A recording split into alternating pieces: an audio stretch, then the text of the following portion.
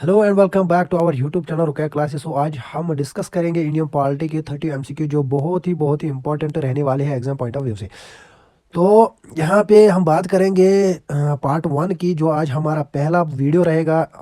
तो नेक्स्ट में हम लाएंगे पार्ट 2। तो अगर देखा जाए कि ये जो 30 एमसीक्यूज है पॉलिटी के, ये बहुत ही इंपॉर्टेंट है आपके लिए। तो उम्मीद है ये वीडियो आपके लिए बहुत ही बेनिफिशियल रहेगा। तो वीडियो को करते हैं स्टार्ट। उससे पहले एक रिक्वेस्ट है कि अगर आप मेरी चैनल पर नए हो तो चैनल को सब्सक्राइब करो। तो करते हैं स्टार्ट आज के इस वीडियो को।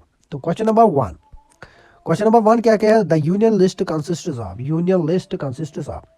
पार्ट ए है 97 सब्जेक्ट्स, पार्ट बी है 61 सब्जेक्ट्स, पार्ट सी है 47 सब्जेक्ट्स, पार्ट डी है 73 सब्जेक्ट्स। इसका जो आंसर रहेगा वो रहेगा 97 सब्जेक्ट्स। पार्ट ए इसका करेक्ट आंसर। और सेकंड क्वेश्चन जो है वो है N interpretation of the constitution of India is based on the spirit of. ठीक है। पार्ट ए है फंडामेंटल ड्यूटीज, पार्ट बी है फंडामेंटल राइट्स, पार्ट सी है प्रियम्बल, पार्ट डी है फेडरल सिस्टम। तो इसका जो आंसर रहेगा वो रहेगा यहाँ पे फेडरल सिस्टम। पार्ट डी इसका करेक्ट आंसर। तो question number 3, the constituent assembly was set according to the proposal of. Part A है क्रिप्स मिशन, पार्ट बी है कैबिनेट मिशन, पार्ट सी है Mountbatten plan, part D है राजा गोपालचरी plan. तो इसका जो answer रहेगा वो रहेगा part be the cabinet mission. तो क्वेश्चन नंबर 4 हम डिस्कस करेंगे यहाँ पे। क्वेश्चन नंबर 4 क्या कहता है? The fundamental constitution of India wire adopted from. तो फंडामेंटल कॉन्स्टिट्यूशन जो है इंडिया का वो कहाँ से अडॉप्ट किया है? पार्ट ए है कैनेडियन कॉन्स्टिट्यूशन, पार्ट बी है रशियन कॉन्स्टिट्यूशन, पार्ट सी है अमेरिकन कॉन्स्टिट्यूशन, पार्ट डी है फ्रेंच कॉन्स्टिट्यूशन। तो इसका जो राइट आंसर रहेगा वो रहेगा पार्ट बी ये रशियन कॉन्स्टिट्यूशन। तो क्वेश्चन नंबर 5 क्या कहता है? क्वेश्चन नंबर 5 हम डिस्कस करेंगे which article of the constitution of India deals with the fundamental duties. कौन सा आर्टिकल है? पार्ट ए है 32 आर्टिकल 32, पार्ट बी है आर्टिकल 51, पार्ट सी है आर्टिकल 50, पार्ट डी है आर्टिकल 51A। तो इसका जो आंसर रहेगा वो रहेगा part D article 51A। Correct answer क्या रहेगा? Article 51A sorry. तो question number 6, in India right to property is A. In India यानी कि इंडियन की कॉन्स्टिट्यूशन में जो राइट टू प्रॉपर्टी है वो क्या है? पार्ट ए है मोरल राइट, पार्ट बी है लीगल राइट, पार्ट सी है फंडामेंटल राइट, पार्ट डी है पर्सनल राइट। तो इसका जो आंसर रहेगा वो रहेगा part B legal right. Legal right इसका करेक्ट आंसर। तो question number 7, which article is refers to as the jewel of the constitution. तो किस आर्टिकल को ज्वेल ऑफ द कॉन्स्टिट्यूशन कहा जाता है? पार्ट ए है आर्टिकल 352, पार्ट बी है आर्टिकल 32, पार्ट सी है आर्टिकल 123, पार्ट डी है आर्टिकल 131। तो इसका जो आंसर रहेगा वो रहेगा part B article 32। Part B इसका करेक्ट आंसर है। तो question number 8, which writ give the meaning we command in letters. तो पार्ट ए है माबीज कॉर्पस, पार्ट बी है प्रोहिबिशन, पार्ट सी है कोवारंटो, पार्ट डी है मैंडामस। तो इसका जो आंसर रहेगा वो रहेगा पार्ट डी मैंडामस। तो question number 9, which of the following is not include the fundamental rights in the constitution of India। Part A है right to advocate means of livelihood, part B है right to freedom, part C है right against exploitation, part D है right to equality. तो इसका जो answer रहेगा वो रहेगा इसका जो राइट आंसर रहेगा वो रहेगा part B right to freedom. Part B इसका राइट आंसर रहेगा। Question number 10, the directive principles of state policy India क्या है? पार्ट ए है यूएस कॉन्स्टिट्यूशन, पार्ट बी है इरिश कॉन्स्टिट्यूशन, पार्ट सी है फ्रेंच कॉन्स्टिट्यूशन, पार्ट डी है Canadian constitution. तो directive principles of state policy जो है वो कहाँ से अडॉप्ट किया गया था? क्वेश्चन का मतलब ये है।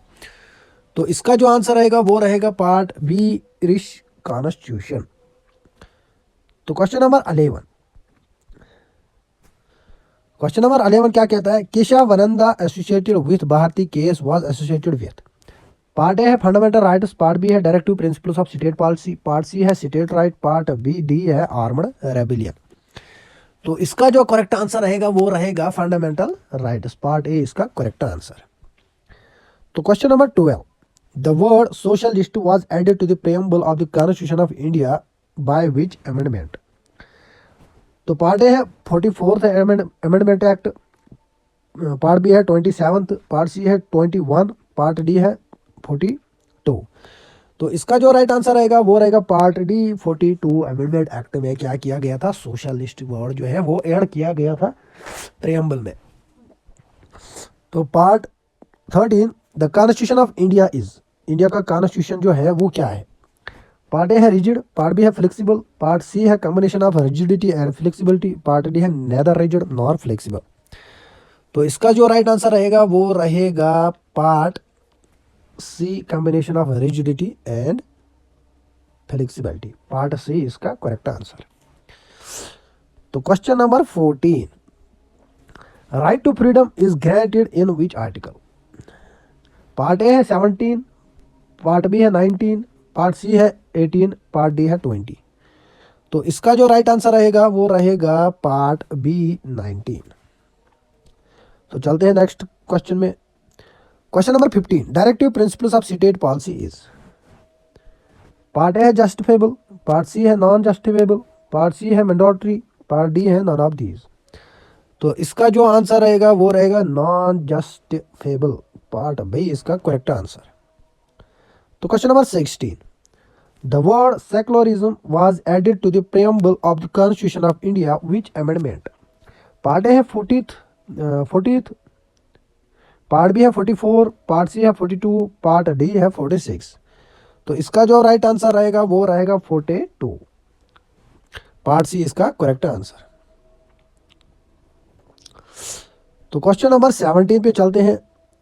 Right to property is included in article. Part A है 32, पार्ट बी है 19, पार्ट सी है 31, पार्ट डी है 14। तो इसका जो राइट आंसर रहेगा वो रहेगा पार्ट सी 31। तो क्वेश्चन नंबर 18,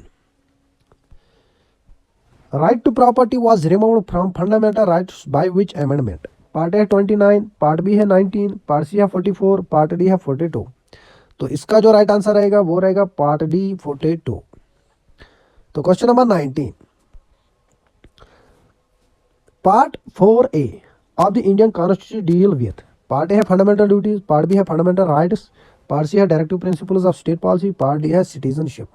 इसका जो राइट आंसर रहेगा वो रहेगा पार्ट ए फंडामेंटल ड्यूटीज। तो question number 20, the procedure for amending the constitution of India is. Part A है रिजिड, पार्ट बी है फ्लेक्सिबल, पार्ट सी है partly rigid and flexible, part D है none of these. तो इसका जो answer रहेगा वो रहेगा part C, partly rigid and flexible, part C इसका करेक्ट आंसर। तो question number 21, election to the local government bodies are made mandatory by which amendment. Part A है 72, पार्ट बी है 73, पार्ट सी है 64, part D है 63। तो इसका जो answer रहेगा वो रहेगा पार्ट बी 73। तो question number 22, panchayat raj is included in the. Part A है यूनियन लिस्ट, पार्ट बी है कॉन्करेंट लिस्ट, पार्ट सी है स्टेट लिस्ट, पार्ट डी है रेजिडेंसी पावर। तो इसका जो राइट आंसर रहेगा वो रहेगा स्टेट लिस्ट, पार्ट सी इसका करेक्ट आंसर।